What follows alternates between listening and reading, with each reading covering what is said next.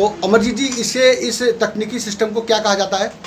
इसको सेल्फ कहा जाता है, कम्यूटेटर है जी जो इसकी बाइंडिंग होने के बाद सारे गाड़ियों का है, कोई भी है, जी जी 4 व्हीलर की सारी गाड़ियों का है, ग्राइंडर मशीन का भी है। जी जी। ये जो सेल्फ हम बनाते हैं और अच्छी क्वालिटी का बनाते हैं, मटेरियल अच्छा डालते हैं। तो डायरेक्ट ये कंपनी में जाता है या फिर आप मार्केट होलसेल जाता है? नहीं नहीं, मार्केट में भी जाता है, कंपनी को भी जाता है। जी जी। और कुछ बाहर की पार्टियाँ हमारी है, लखनऊ वगैरह की हैं, राजस्थान की हैं। अगर पब्लिक जानना चाहे इसमें टेक्निक में क्या क्या सिस्टम है और कैसे कैसे मतलब क्या क्या वजूद है इसका, कि मतलब लोकल माल भी बनता है, असली भी बनता है, तो इसकी क्या क्वालिटी है? देखिए ये ऊपर इसमें लोग जो हल्के क्वालिटी के बनाते हैं, जी जी। ठीक है ना, वो मैं बनाता नहीं। अच्छा अच्छा। हाँ, मैं इसमें अच्छे क्वालिटी का कॉपर डालता हूँ जी जी। और इसकी अच्छी क्वालिटी की अभ्रक डालता हूँ। जी। और जो इसमें अगर वोल्टेज भी कोई चेक करना चाहे जी जी। तो कम से कम नहीं 1000 वोल्टेज इस पर बोलेगा आराम से।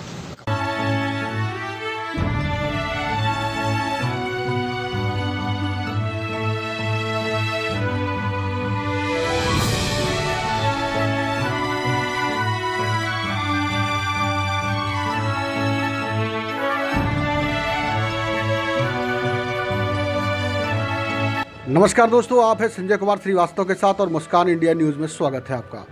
तो आज मैं आपको प्रेमनगर में लेके आया हूं, जहां पे हम मिलेंगे अमरजीत जी से, जो एक जीता जागता मिसाइल है प्रजापति समाज के लिए। उनका कहना है कि अगर माटी से जुड़ी हुई कोई भी संपत्ति या काम धंधा है, उसके अंदर अगर नहीं बरकत है या नहीं काम हो पा रहा है सक्षम, तो आप जो है इस समाज में रह के कोई भी काम कर सकते हैं। ज़रूरी नहीं है कि माटी से जुड़ा हुआ काम करें। और इन्होंने कैसे और कब और कहाँ कितना संघर्ष किया, तो इसके विषय में बातचीत करेंगे अमरजीत से। तो हमारे साथ बने रहिए। तो बहुत बहुत स्वागत है भाई साहब मुस्कान इंडिया न्यूज़ में, और हमारी दर्शक देख रही हैं, तो कृपया एक बार अपना परिचय दीजिए। मैं अमरजीत प्रजापति पीछे आजमगढ़ से बिलोंग करता हूँ। और मैं जानना चाहूँगा, हमारी दर्शक जानना चाहेंगे अमरजीत जी, कैसे आजमगढ़ से और दिल्ली तक का सफ़र तय हुआ आपका? आजमगढ़ से दिल्ली तक का सफ़र उस समय मैं 1988 में जब अपने गांव से यहाँ आया, तो कुछ लोग हमारे परिवार के शास्त्री नगर, दिल्ली के शास्त्री नगर में रहते थे। और हमारा ख़ानदानी काम है सेल्फ गाड़ियों का सेल्फ बनाने का। तो हमारी भी जिज्ञासा हुई कि हम भी चल कर के कुछ करें। तो अब जानते हैं कि मिट्टी के कामों में तो दम रह ही नहीं गई है, सरकार भी इस पे ध्यान नहीं देती है। और फिर हमने सोचा कि चलो हमारे कुछ ख़ानदान के लोग यहाँ हैं और हम चल कर के अपना जो है कि कुछ सीखेंगे। हमने कुछ सीखा, सीखने के बाद 2-3 साल के बाद अपना फैक्ट्री डाल दिया। और धीरे धीरे संघर्ष करते करते करते करते समाज के साथ जुड़े हुए होते हुए भी यहाँ तक हमने अपना जीवन का सफर तय किया। और सभी समाज से जुड़ी हुई प्रजापति भाई समाजों से जुड़ा हुआ। और अमरजीत जी, मैं यहाँ बात करना चाहूँगा आपकी, जब दिल्ली आए तो आपने सबसे पहला कौन सा कार्य शुरू किया जिससे आपका जो है रोज़मर्रा की ज़िंदगी शुरू हुई? सबसे पहला कार्य मेरा सेल्फ का ही गाड़ियों का था। जी। ये आपको प्रेरणा कैसे मिली दिल्ली में आने के बाद? प्रेरणा मिली, मेरे पूरे ख़ानदान के लोग इसी लाइन में, जो हमारे परिवार के जो शास्त्री नगर में है, कम से कम 400-500 परिवार मेरा है शास्त्री नगर के अंदर। तो उनके साथ रह करके मैंने ये काम को सीखा और उन्हीं से प्रेरणा लिया और फिर आगे बढ़ता गया। तो आज ये अपना काम है सेल्फ का? हाँ जी सर, हमने डीजल इंजन रेलवे का भी बनाया है। अच्छा अच्छा। डालमे के फर्म थी जिसका काम हम करते थे, अब वो फर्म बंद हो गई, तो हमने डीजल इंजन रेलवे का भी सेल्फ बनाया था। अच्छा अच्छा। तो अमरजीत जी, क्या लगा कि मैं सब गुण संपन्न और सब कुछ ठीक ठाक है, क्या लगा कि मैं ये सेल्फ का ही काम करूं? आप जो है समाज से जुड़े हुए अच्छे एक जाने माने एक पहचाना नाम है अमरजीत जी का। तो अमरजीत जी कहीं इलेक्शन में भी खड़े हो सकते थे, निगम पार्षद, कोई एमएलए या फिर आम आदमी पार्टी या बीजेपी पार्टी। आपको क्या लगा कि मैं यही काम करूँ? सर, राजनीतिक में बहुत गंदगी है जी, ठीक है ना। राजनीतिक झूठ है, फरेबियों का काम है वो। मैं ऐसा आदमी हूँ कि मैं जो है मैं सिर्फ चीज़ों से दूर आता हूँ, बहुत साफ़ सुथरा आदमी हूँ और सच्ची बात बोलता हूँ, जो बोलता हूँ तो बोलता हूँ, बस वही। ये बात नहीं है कि इधर का काम उधर, उधर का बात उधर, उधर की बात हमारे समझ में नहीं आती किसी से। तो अमर जी एक बार फिर दोबारा घर की बात पे आता हूँ, समाज से जुड़ी हुई, कि आप जो है इस टाइम सक्षम है और अपने काम धंधा रोजी धंधा भी ठीक ठाक है और बीवी बच्चे भी हैं, तो कितने बच्चे हैं और कैसे काम धाम उनको शुरुआत करवाया, क्या यही काम कर रहे हैं या और कोई काम कर रहे हैं? सर बच्चे भी मेरे, एक लड़की है बड़ी जिसकी मैंने शादी कर दिया, अच्छा। और एक नतनी भी, छोटी सी गुड़िया भी अच्छा। 1 अप्रैल को, जो ये पीछे पहले अप्रैल गई है, इस दिन की पैदा हुई लॉकडाउन में। और 2 बच्चे हैं मेरे, भाई भी है, अलग रहता है, एक भतीजा भी है, यहीं रहते हैं। और बाकी परिवार हमारा जो शास्त्री नगर सब रहते हैं। बाकी सुखद ज्वाइंट परिवार है और बढ़िया परिवार है। तो कोई लड़का जो है और शिक्षा की दुनिया में IPS ऑफिसर या कुछ कोर्स वगैरह करवाया किसी को? नहीं सर, अभी तो करा नहीं पाए। और जो बच्चे हमारे हैं, हमारे अपने ही काम में अभी जुड़े हैं। पीछे अमेज़न में बड़ा लड़का काम कर रहा था, और ये लॉकडाउन के बाद स्थिति बिगड़ने के बाद उन्होंने जो है वहाँ से फिर उसका रिजाइन हो गया, छुट्टी हो गई, तो वो फिर अपने साथ ही काम कर रहा है। चलिए बहुत बढ़िया। अमरजीत जी, घर से परिवार से जुड़ी हुई बातें हमारे दर्शकों को मिल गई है, आपकी जान पहचान। अब मैं बात करूंगा प्रजापति समाज के अंदर। प्रजापति समाज की बात की जाए तो सन 62 में, सन 63 में, मेरी इतनी लंबी उम्र नहीं, लेकिन कहा जाता है, इतिहास गवाह है कि माटी का कोई मोल नहीं होता, और उस माटी को तराश कर कुम्हार ने माटी को बहुत अच्छी कलाकारी की। बिल्कुल सर। लेकिन आज के समय में क्या उस माटी की पहले जैसी कीमत है, या बढ़ गई है, या खत्म हो गई? सर आज की स्थिति ऐसी है, तो पहले मिट्टियाँ मिल जाया करती थी। पहले सरकार ने कुम्हारों के लिए कुम्हार गड्ढा भी देते थे, जहाँ से मिट्टियाँ प्राप्त हुआ करती थी। आज तो उनको मिट्टियाँ मिलती ही नहीं हैं, उनको ख़रीद के लाना पड़ता है। अच्छा। और ख़रीद के लाते हैं, फिर बनाते हैं, और इसमें अपनी जीविका ही चला सकते हैं। मतलब इस पे ध्यान तो कभी सरकार ने दिया ही नहीं है। जबकि किसी समय आजमगढ़ के अंदर निज़ामबाद एक ऐसा इलाका है जो 3 राष्ट्रपति पुरस्कार से नवाजा गया है। मिट्टी के बर्तनों में 3 राष्ट्रपति पुरस्कार पाया आजमगढ़ के अंदर। निज़ामबाद एक ऐसा एरिया है जो 3 बार राष्ट्रपति पुरस्कार मिला है उसको, मिट्टी के कला के अंदर में। जिनके कलकत्ता, मुंबई और दिल्ली, उनके बर्तन जो मिट्टी के इतने सुंदर सुंदर बर्तन बना के आते थे यहाँ, और आज वो सब धीरे धीरे खत्म होता जा रहा है। क्या कहना चाहेंगे हमारे नौजवान पीढ़ी को, आपके समाज से जुड़ी हुई नौजवान जो पीढ़ी इस टाइम परेशान है, बेरोजगार है, कोई पढ़ा लिखा है तो कोई अनपढ़ है। मैं अगर उत्तम नगर की बात करूं तो आपका प्रजापति समाज भरा पड़ा है उत्तम नगर के। बिल्कुल। लेकिन उनमें कमियां एक नजर आती है कि वो आज भी शिक्षा के माध्यम से पिछड़े हुए हैं। क्या कहना चाहेंगे उन नौजवानों के लिए? देखिए, कोई ऐसा आया नहीं जो इस समाज के लिए आगे बढ़ाने की कोशिश करे जी। यहाँ भी कुछ कमियाँ हैं, ठीक है। कुछ एक जो राजनीतिक में आए कि हम पहले तो आते हैं, लोग कहते हैं कि हाँ हमारा साथ दीजिए, हम आपको आगे बढ़ाएंगे, ठीक है ना।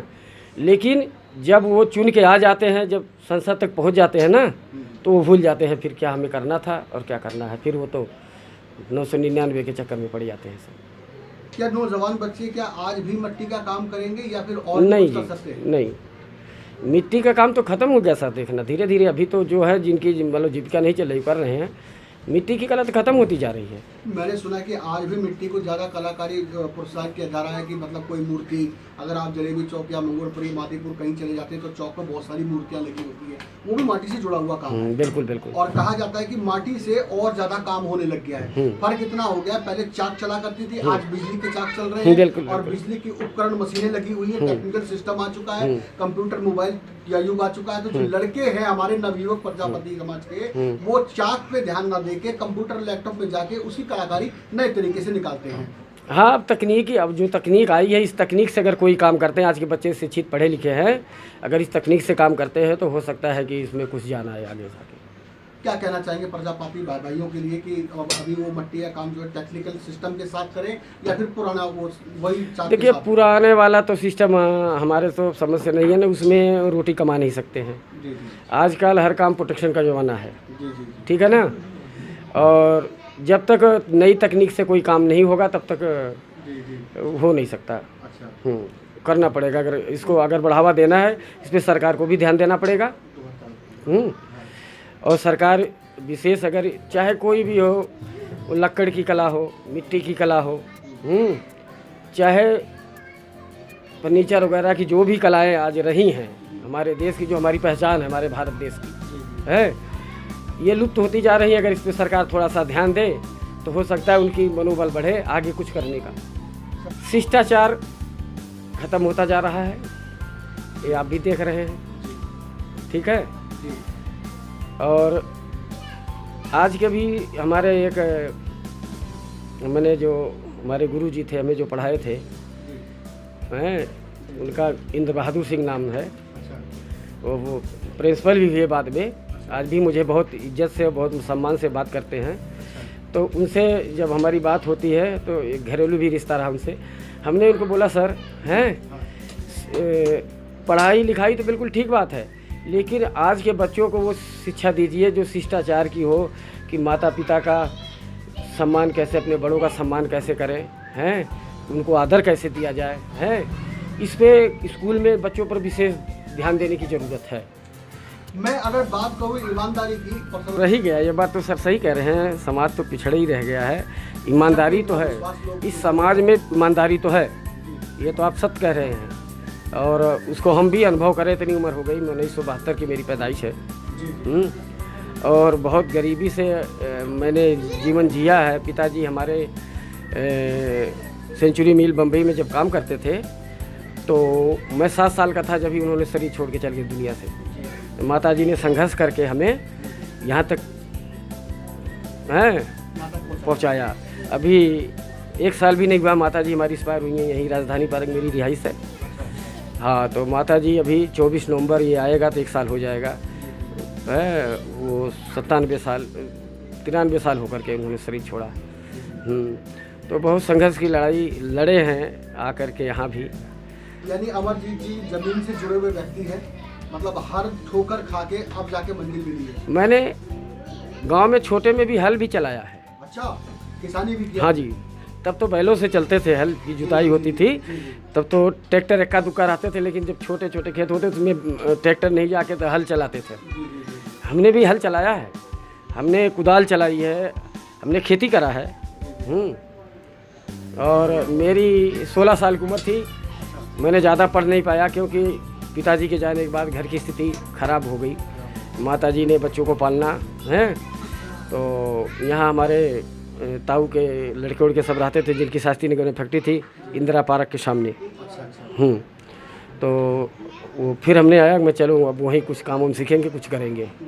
तो कुछ परिस्थितियाँ लोगों को आगे बढ़ने नहीं देती हैं, कोई घरेलू परिस्थितियाँ हो जाती हैं, कोई मानसिक स्थिति हो जाती है, सब तरह की स्थितियाँ हो जाती है, इसलिए जो है वो हम पीछे रह जाते हैं। अमरजीत जी, अंतिम और आखिरी सवाल पूछूंगा कि आजकल जो है प्रचलन ज़्यादा चल गया है वृद्धा आश्रम का।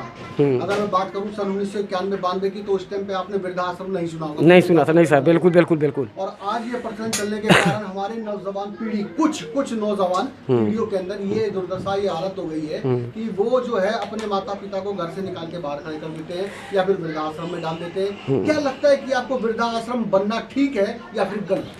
देखिए, वृद्धाश्रम तो पढ़ने की ज़रूरत नहीं थी। अगर हमारे बच्चे, अगर हम अपने माता पिता के मतलब की सेवा ना करेंगे है, तो उनको आश्रय के लिए तो कोई जगह चाहिए ही चाहिए, ठीक है। हमारी माताजी, मैंने जब वो टॉयलेट कर देती थी, मैं अपने हाथों से साफ़ करता था, धोता था। आज की अभी 1 साल नहीं हुआ है और मैंने इतनी सेवा करी है, पैरालाइज हो गई, मैंने झज्जर से इलाज भी करवाया माताजी का, वहाँ से लेके जाता था, लाता था।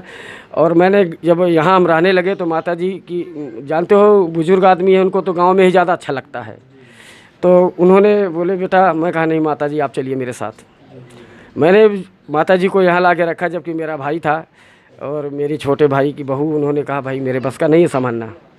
हमने अपने माताजी को ले आया है और सेवा करी। उनका टॉयलेट है, ये सोच लो कि मैंने घिन नहीं करा। हमने कहा अगर मैं तो आज मेरे अगर इस चैनल के माध्यम से मैं सभी भाइयों और बच्चों को कहना चाहूँगा, आपके चैनल के माध्यम से, कि अगर दुनिया में अगर कोई जीता जागता देवी देवता है तो वो माता पिता है। इससे बड़ा कोई देवता दुनिया में है नहीं, न होगा। मेरे तरफ से तो सभी को शुभकामना है। और हम तो सभी आज के नौजवान नवयुवक बच्चों से सभी से कहता हूँ, शिष्टाचार बहुत ज़रूरी है और माता पिता का मान सम्मान और सेवा यही सबसे परमो धर्म है। बहुत बहुत धन्यवाद अमरजीत जी। हम फिर मुलाकात करेंगे संजय कुमार श्रीवास्तव के साथ, दिल्ली।